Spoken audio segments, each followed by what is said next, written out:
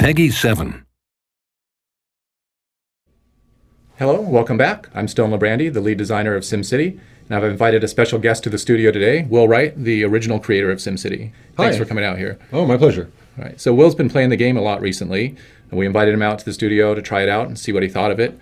And my first question is, what did you think of the whole experience overall? Well, this is probably the first time I've enjoyed SimCity in many years. First of all, the fact that I've been kind of removed from the development and just kind of playing it as a player has been actually a pretty amazing experience, and had a lot of fun. Right off the bat, I love the road tool, the way you can kind of do curves and splines and get this organic feeling. We spent a lot of time on those. Yeah, I blew all my budget in the first couple cities just playing with the road tool, building way too many roads. Later realized that I could build cheaper roads and upgrade them, which actually ended up being a really good trick to learn. And I love the kind of immersive zoom-in thing, that I could go down the street level and really feel like I was, walking around the city. And the visuals and the sound were just, the sound in particular was great. Then just kind of got into the, gestalt of building a city. And my initial thought was that it felt a little claustrophobic, just the size of the landscape. But then as I started playing more, I started realizing how much intricacy was in that area. And even if my city had been larger, I'd still be dealing with the same issues. So it allowed me to kind of get into the simulations sooner.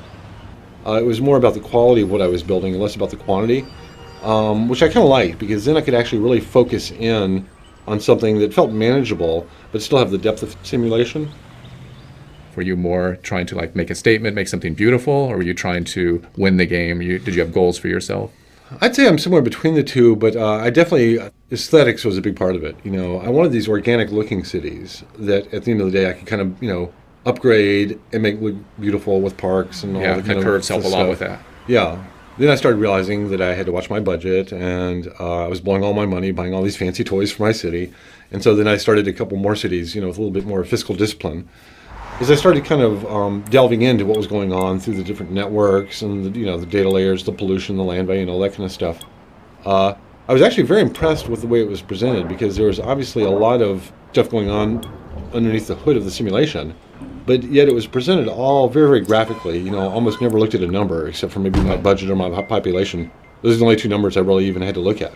Yeah, I also like when you turn on, say, the crime layer, and then you see these big orange areas and these big blue safe areas, and you're like, oh, I want to live over here. And then you look at education. It's like, oh, this is a great school, no crime.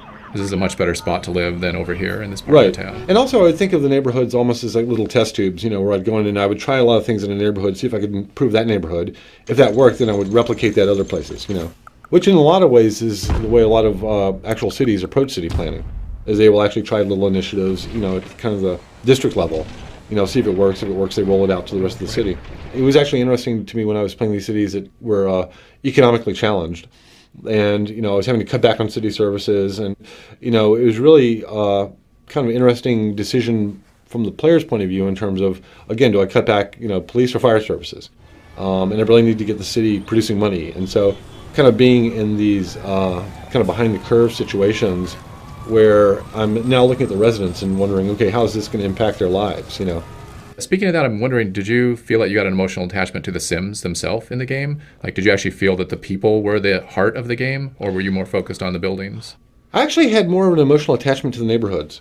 And when I'd go down the street view and I would kind of listen to the sounds and see the people walking around, see what kind of houses they were living in, what kind of jobs were there, I really got a sense for certain neighborhoods, and I found myself becoming emotionally invested in particular neighborhoods. Like, oh, this one's so, close, and it's such a great location, and just a little bit more of this, that, and the other. And I would go in and I would kind of overspend on parks and things in that area, maybe at the expense of some other neighborhood that I didn't really care about. But in my mind, I was almost kind of like, that's where I lived. This is my neighborhood. I almost had this fiction that I was a sim in the city, and these were the neighborhoods that were not my neighborhoods. And I thought that the street level view did a kind of an excellent job of giving you that kind of sense of of being there. Did you try new ideas and new types of experiments, new types of cities? Well, I would kind of approach, I think, every city I made in a slightly different way, kind of as a meta strategy. What if I try to do something where the transportation is my highest priority? Or I try to really, work on, budgeting and making sure I always maintain a positive cash flow. Within the city, I would actually try much more kind of tactical strategies. But it felt like I was playing these kind of nested mini games inside the larger game of SimCity. And every now and then I'd look at my budget and figure out which one of these mini games do I need to focus on now. I'm spending too much on transit, so now how do I go and optimize that? Or how do I get the most effective fire services for the least amount of money. What about your garbage services, sewage services? So for some of the services like the garbage, some of the industrial stuff, I would usually kind of put off in a corner somewhere. But at some point it would kind of grow, start polluting the water table, that kind of thing. I started realizing I could outsource some of that stuff to the neighbors and started doing that. So you mentioned you played a couple different cities out in the region. What were the kind of specialties that you tried to highlight in the different cities that you played in to make them different from each other? Well, the first one I played with was gambling in terms of the city specialties. I think unlike the other Sim cities where basically the city was its own kind of monolithic thing, all by itself, self-supporting, I think the regional gameplay brings in this idea of specialized cities, which is kind of much more realistic. Most of the large cities we have are in larger metropolitan regions, and they are specialized, and they're depending upon their neighbors, for various services. And I think that allows you, to not necessarily have to build every last thing in every city that you make. Every time you play, you can kind of explore a different specialty, and each one, seems to have its own rules, its own kind of strategy to it, embedded in the overall regional gameplay.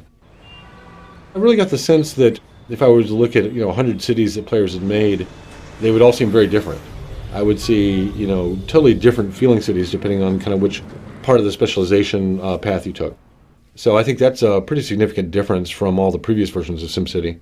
All right, that was great. Well, thanks for taking the time to be out here today. Had a great time chatting with you, and come by the studio anytime. So we're talking with Will Wright today about his experiences playing SimCity, and it'll be out on the market on March 5th. So we hope you get a chance to play it when it comes out.